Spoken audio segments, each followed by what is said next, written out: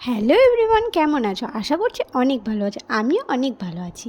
তো আমার চ্যালেঞ্জে নতুন একটা মিনি ব্লগ নিয়ে চলে এসেছি। আশা করছি সবাই তোমরা দেখবে। দুপুরবেলায় খাওয়া দাওয়া করেছিলাম, সেই বাসন কটা অনেকক্ষণ ধরে রেখে দিয়েছিলাম। তো চলো বেসিনের মধ্যে রেখে দেওয়া বাসনগুলোই আমি এখন ঝটপট করে ধুয়ে নিচ্ছিলাম। কারণ আমি গেছিলাম ছাদের মধ্যে ছিল অনেক জামা কাপড়, সেগুলোই তুলতে গেছিলাম। তারপরে ভাবলাম বাসন কটা ধুয়ে ঘরটা সুন্দর করে ঝাঁট দিয়ে নিই। এখন বিকেল ৫টার মতো বাজে, আর দেখো সন্ধে লাগার প্রায়। তো আমি ভাবলাম চলো ঘরগুলো একটু ঝাঁট দিয়ে দিই। ঘরগুলো ঝাঁট না দিলে কি বলো তো, বিকালবেলায় না মনটা অনেকটাই খারাপ লাগে। সেই জন্য বিকালবেলায় সুন্দর করে এখন আমি ঘরগুলো ঝাঁট দিয়ে নিয়েছিলাম।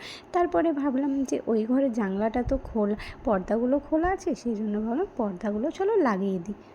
বাবা নিয়ে চলে এসেছিলো ১ প্যাকেট বিস্কুট, সেটা আমরা সন্ধেবেলায় চা খাওয়া দাওয়া করবো বলেই নিয়ে এসেছিলো। তো দেখো আমি এখন বিস্কুটের প্যাকেটটা খুলে আমি এখন কৌটোর মধ্যে ভরে দিলাম। আর এই বিস্কুটটা প্রচণ্ড পরিমাণে নরম হয়, সেই জন্য আমি আস্তে আস্তে প্যাকেটটা খুলে কৌটোর মধ্যে রাখছিলাম।